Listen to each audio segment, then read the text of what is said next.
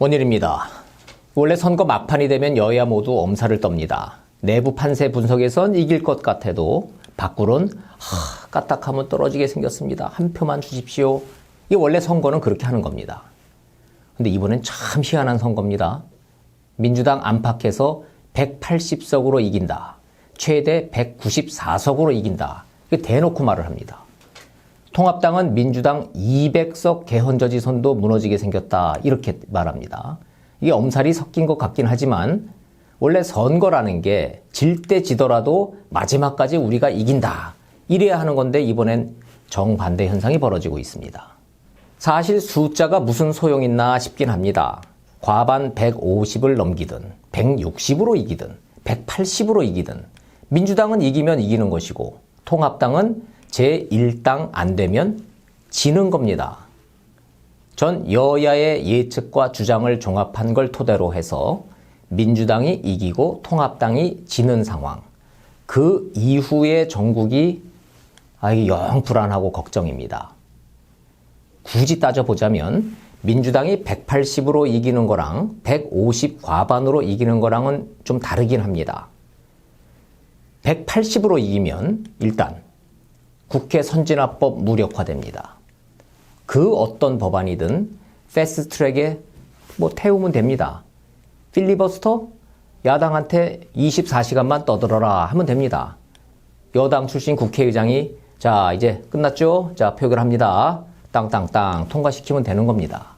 한마디로 180석이란 의석은 200석이 필요한 개헌 빼곤 다 된다.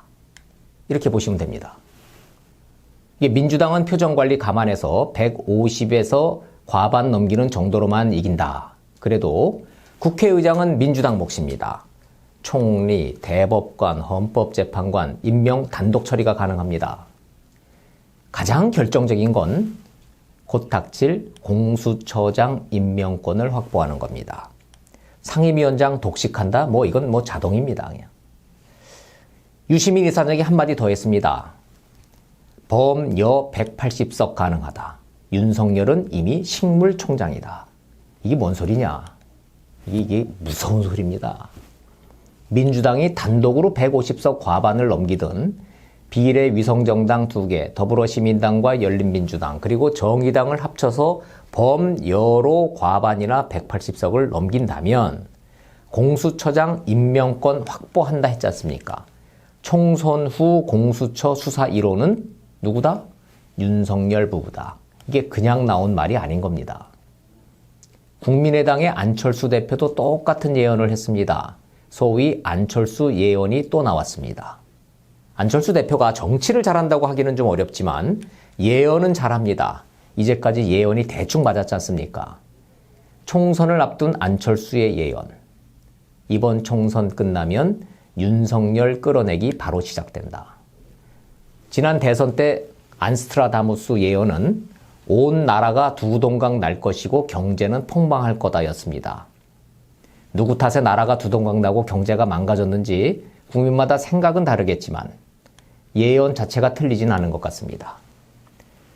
자, 과반이든 160이든 180석이든 민주당이 승리하면 어떤 일이 벌어질까? 우선 통합당 1호 공약 무산됩니다. 그게 뭐였습니까? 기억나십니까? 코로나에 묻혀서 각 당의 공약 기억도 가물가물합니다. 통합당은 선거에서 이겨서 제1당이 되면 공수처법과 선거법부터 폐지하겠다 했습니다. 이거 물 건너가는 겁니다. 민주당 계획대로 7월에 공수처 뜨고 공수처장 임명하겠지요. 시끄럽겠지만 공수처장은 청와대와 민주당 코드 맞는 인물이 당연히 될 겁니다. 근데 사실 전 공수처장보다 조사관 임명이 더 핵심이라고 보는 사람입니다. 공수처장이야 정치적 중립성이 있네 없네 싸울 수나 있죠. 공수처장이 세부 수사 사안에 대해서 뭘 알겠습니까? 이 검사 수사하겠습니다. 이 판사 수사하겠습니다. 그러면 하는 겁니다. 조사관이 그래서 중요한 겁니다. 그래서 그 공수처의 조사관, 검사 역할을 할 사람은 민변 출신 변호사가 주력 부대가 될 겁니다. 판검사부터 시작해서 직권남용 수사하고 인지수사 보고 한 해 안 한 해 검찰의 정치권 비리 수사는 손발이 다 묶일 개연성이 커졌습니다. 그럼 누굴 먼저 수사를 할까요? 윤석열 검찰총장 부부가 1호 수사 대상이다. 이미 공언된 상태입니다. 윤석열 총장뿐이 아닙니다. 열린민주당은 한동훈 검사장 포함해서 소위 윤석열 사단 이미 개혁 대상 검사 14명 명단 딱 만들어 놓고 공표까지 했습니다. 윤석열 검찰총장은 가만히 있을까요? 선거 때문에 중단됐고 미뤄놨던 사건 수사, 울산 선거 개입 의혹, 청와대 하명 수사 사건, 라임펀드, 신라젠 사건 끝까지 갈 겁니다. 모든 사안의 종착역이 청와대이다 보니 여권과 검찰의 제2라운드는 더 거칠고 무서워질 것이다. 전 이렇게 예상합니다.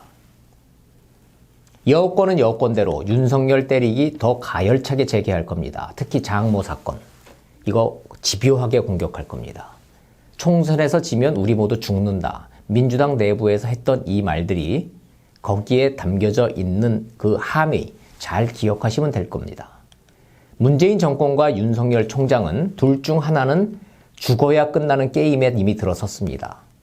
나는 정치 안 한다 다짐하고 다짐했던 윤석열 총장이 결국은 대선 전에는 끌려 나올 것이다. 이건 본인의 의지와 상관없다. 정치판의 견인력은 개인의 의지나 상상력을 뛰어넘는다. 전 경험적으로 막연하게나마 그게 느껴집니다. 윤석열은 대선판에 끌려 나올 가능성이 높다. 이게 제 말이 맞나 틀리나는 내년 이맘때쯤이면 확인이 될 겁니다. 또 한 명의 관전 포인트 빠뜨릴 수 없죠. 조국 전 장관. 여권은 총선 승리 이후에 신속하고 극심하게 바로 대선 모드로 돌입하게 되어 있습니다. 이재명, 김경수 두 주자는 운신의 폭이 당장은 좁습니다. 정치 생명이 걸린 재판이 걸려있기 때문입니다. 이낙연, 박원순 이 두 주자는 뛸 것이고 친문 세력은 조국 카드를 더 선호할 가능성이 있습니다. 조국 전 장관 부부는 그래서 재판 내내 잘못한 게 뭐냐고 끝까지 버틸 것이고 이를 지켜보는 국민은 조국 수호를 외치는 그 수많은 세력을 또 한번 봐야 되지 않을까 이런 예상을 합니다. 통합당은 어떻게 될까요? 선거에서 제1당이 되지 않는 한 몇 석으로 지든 지는 겁니다. 황교안 대표는 물러날 것이고 김종인 위원장은 비대위 거쳐서 7월, 8월에 치러질 전당대회에서 당대표 나설 가능성이 있다고 봅니다. 킹메이커로서의 마지막 기회이고 총선 결과를 바탕으로 당내 세력 재편을 시도하겠지만 되는 일도 안 되는 일도 없이 연말까지 통합당은 지리멸멸할 것이다. 충분히 예상 가능합니다. 민주당에게 이번 총선은 조국 부활 대전이다. 제가 이렇게 말한 적이 있습니다. 예상대로 민주당 압승 결과 나오면 조국 부활의 시기는 앞당겨질 걸로 봅니다.